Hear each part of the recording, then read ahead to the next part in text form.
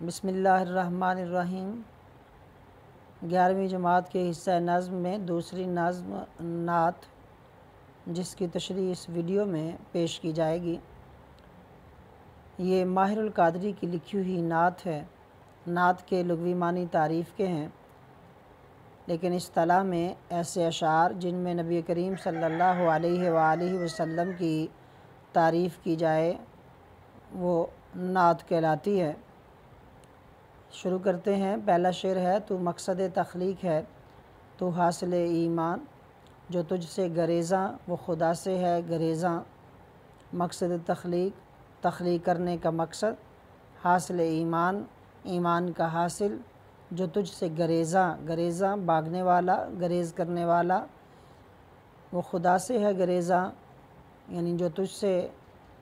بھاگتا ہے، جو تیرے قریب نہیں آتا ہے، تو گویا وہ خدا سے بھاگنے والا ہے۔ تو اس شعر میں ماہر القادری نے نبی کریم صلی اللہ علیہ وسلم کے ساتھ محبت اور عقیدت کا اظہار جس طرح کیا ہے، اور آپ کی جو عظمت اللہ رب العزت نے آپ کو عطا فرمائی ہے، اس کا تذکرہ اپنی عقیدت کی زبان سے وہ کرتے ہوئے کہتے ہیں کہ اے اللہ کے رسول صلی اللہ علیہ وسلم، تیری ذات اقدس اللہ رب العزت کی بارگاہ میں وہ مقام اور مرتبہ رکھتی ہے کہ تیری ذات مقصد تخلیق ہے۔ ساری کائنات کو تخلیق کرنے کا جو مقصد ہے، ساری کائنات کے تخلیق کرنے کی جو وجہ ہے، وجہ کائنات ہے، وجہ تخلیق کائنات ہے، وہ یا رسول اللہ صلی اللہ علیہ وسلم آپ کی ذات ہے۔ اب نبی کریم صلی اللہ علیہ وسلم کی زبان سے اللہ کا فرمان، جسے حدیث قدسی کہتے ہیں، اس میں بھی یہ الفاظ آئے ہیں کہ نبی کریم صلی اللہ علیہ وسلم نے ارشاد فرمایا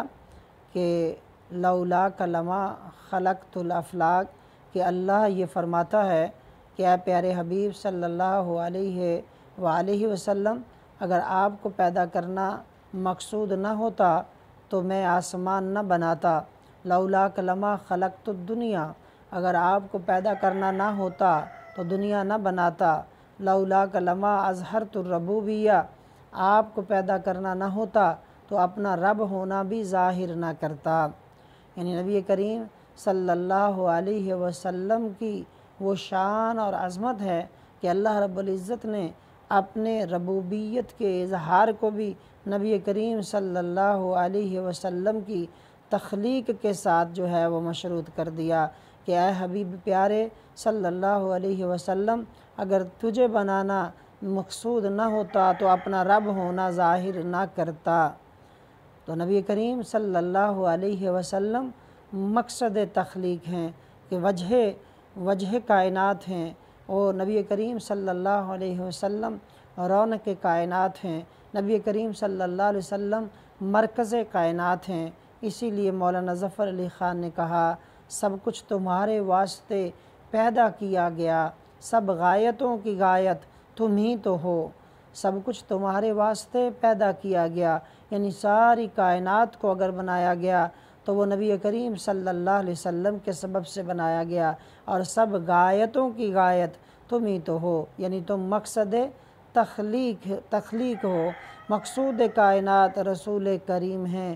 آرائش حیات رسول کریم ہیں۔ نبی کریم صلی اللہ علیہ وسلم کی ذات وہ ذات ہے کہ جو مرکز کائنات ہیں۔ پھر اس کا دوسرا حصہ اسی پہلے مصرعے کا اگر آپ دیکھیں تو حاصل ایمان ہے۔ نبی کریم صلی اللہ علیہ وسلم کی ذات ایمان کا حاصل ہے، ایمان کا حاصل ہے۔ اگر نبی کریم صلی اللہ علیہ وسلم کی ذات اقدس کو منہا کر دیا جائے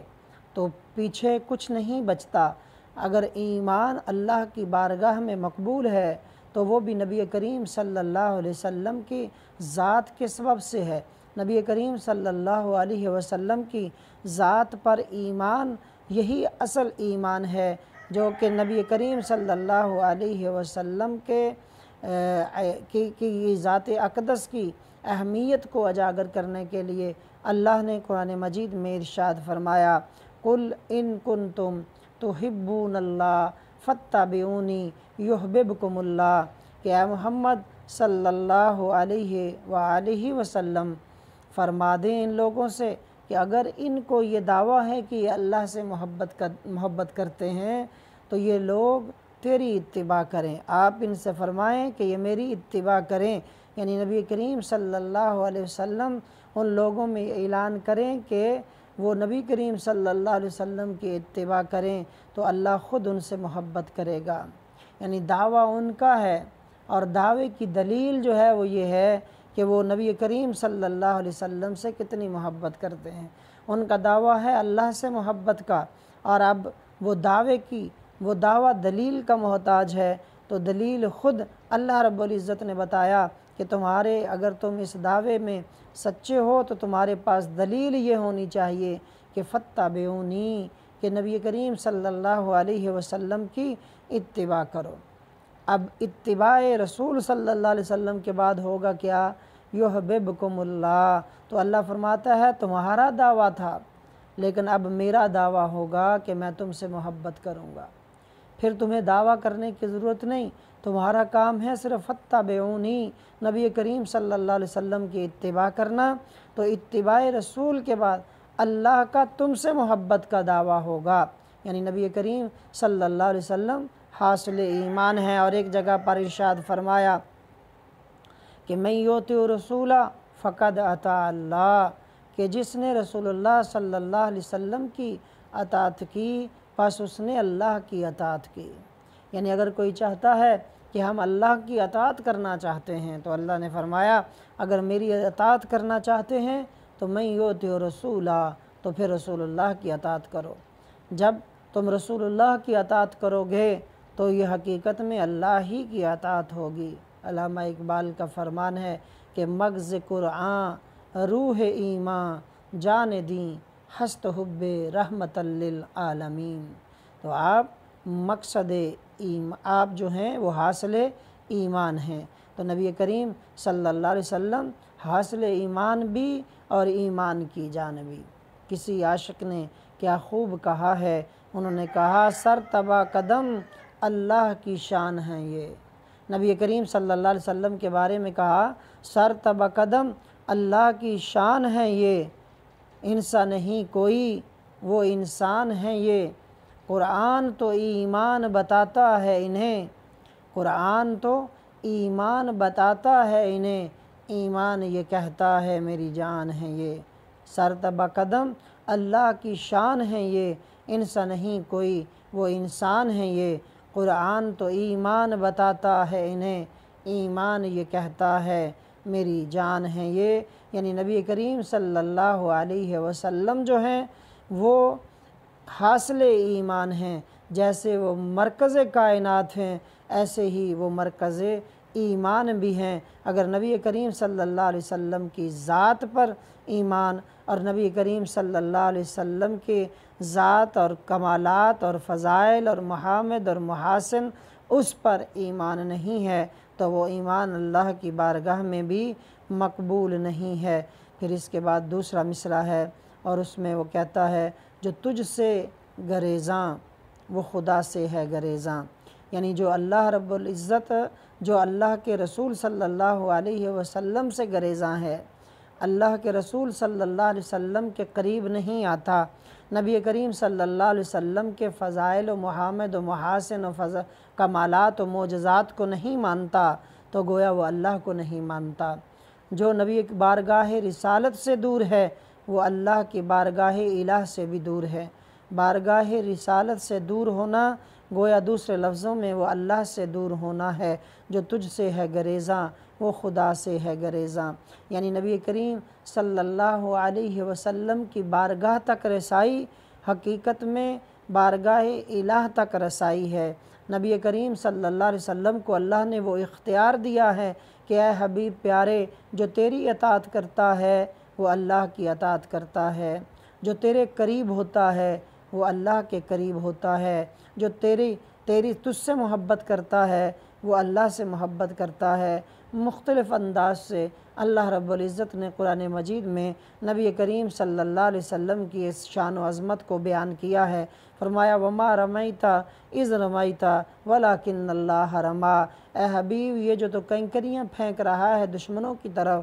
یہ تو نہیں پھینک رہا بلکہ یہ اللہ پھینک رہا ہے۔ کہیں فرمایا من یطع الرسول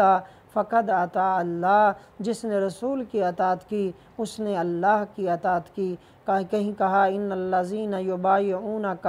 یبایعون اللہ ید اللہ فوق ایدیہم، یہ جو لوگ درخت کے نیچے تیری بیعت کر رہے ہیں، تیرے ہاتھ پر ہاتھ رکھ رہے ہیں، یہ تیرے ہاتھ نہیں ہے بلکہ ید اللہ، یہ اللہ کا ہاتھ ہے۔ رسول اللہ کی بیعت کرنا، اللہ کی بیعت کرنا، رسول اللہ کی اطاعت کرنا، اللہ کی اطاعت کرنا، رسول اللہ پر ایمان لانا، اللہ پر ایمان لانا، رسول اللہ سے محبت کرنا، اللہ سے محبت کرنا، رسول اللہ کا کینکریاں پھینکنا، اللہ کا کینکریاں پھینکنا، رسول اللہ کا کسی چیز کو حلال قرار دینا، اللہ کا حلال قرار دینا، کسی چیز سے رسول اللہ کا منع کر دینا وہ ایسے ہی جیسے اللہ کا منع کر دینا، کسی چیز کی اجازت دے دینا ایسے ہی جیسے اللہ نے اجازت دے دی ہے۔ تو اس لیے کہا جو تجھ سے گریزاں وہ خدا سے ہے گریزاں۔ اسی لیے شاعر نے کہا کہ محمد کی محبت دین حق کی شرط اول ہے، اس میں ہو اگر خامی تو ایمان نامکمل ہے۔ یعنی نبی کریم صلی اللہ علیہ وسلم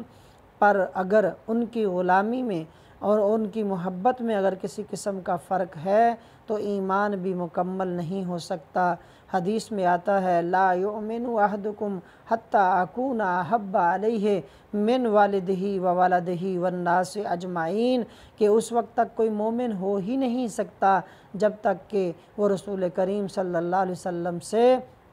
اتنی محبت نہ کرے کہ اسے نبی کریم صلی اللہ علیہ وسلم کی ذات ان اپنے والدین سے، اپنے اولاد سے، بلکہ والناس اجمعین ساری دنیا جہان سے زیادہ نبی کریم صلی اللہ علیہ وسلم کی ذات محبوب تر نہ ہو جائے تب تک اس کا ایمان جو ہے وہ مکمل نہیں ہوتا ہے۔ تو نبی کریم صلی اللہ علیہ وسلم کے در اقدس کے حوالے سے کسی نے کہا تھا کہ بخدا خدا کا یہی ہے در، نہیں کوئی اور مفر مکر، جو وہاں سے ہو وہ یہیں آ کے ہو، جو یہاں نہیں وہاں نہیں۔ یعنی جو کچھ بھی نبی کریم صلی اللہ علیہ وسلم کی بارگاہ میں ہے وہ اللہ کی عطا ہے۔ اگر نبی کریم صلی اللہ علیہ وسلم کی بارگاہ میں آ جائیں گے تو گویا اللہ کی بارگاہ میں آ جائیں گے۔ قرآن مجید کا ایک اور مقام میرے ذہن میں آتا ہے، اللہ فرماتا ہے وَلَوْ أَنَّهُمْ إِذْ ظَلَمُوا أَنفُسَهُمْ جَاءُوكَ، کہ اگر تم اپنی جانوں پر ظلم کر بیٹھو، اگر تم گناہ کر بیٹھو تو نبی کریم صلی اللہ علیہ وسلم کی بارگاہ میں آ جاؤ۔ وَلَوْ أَنَّهُمْ إِذْ ظَلَمُوا أَنفُسَهُمْ جَاءُوكَ وَاسْتَغْفِرُوا اللَّهَ، اللہ سے استغفار کرو، فَاسْتَغْفَرَ لَهُمُ الرَّسُولَ لَوَجَدُوا اللَّهَ تَوَّابًا رَحِيمًا، اور پھر رسول کریم صلی اللہ علیہ وسلم بھی تمہاری سفارش کریں، تمہارے کے لیے استغفار کریں، لَوَجَدُوا اللَّهَ، تو اللہ کو تم پالو گے، تواب الرحیم، توبہ قبول کرنے والا اور رحم کرنے والا۔ یعنی نبی کریم صلی اللہ علیہ وسلم کی تو ایسی شان ہے کہ نبی کریم صلی اللہ علیہ وسلم کو اگر ان میں سے منہا کر دیا جائے تو کسی کے ایمان کی، کسی کی اتباع اور اطاعت کی اللہ کی بارگاہ میں بھی کوئی قدر اور اہمیت نہیں ہے۔